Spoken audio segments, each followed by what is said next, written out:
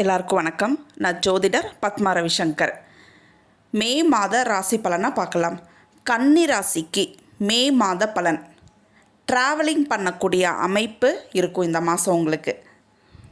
உங்கள் தந்தையால் லாபம் இருக்கும். உங்கள் தந்தையுடன் நல்ல அண்டர்ஸ்டாண்டிங் இருக்கும்.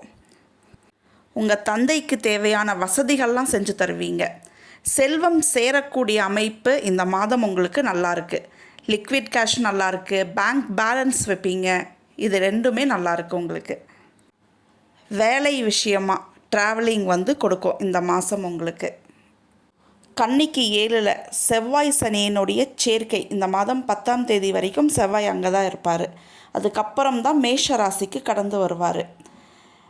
கடன் வாங்கக்கூடிய அமைப்பை கொடுக்கும். எதுனாலும் நிதானமாக செயல்படுங்க. நிதானமாக முடிவெடுத்து கொண்டு போங்க. அதே மாதிரி கணவன் மனைவியிடையே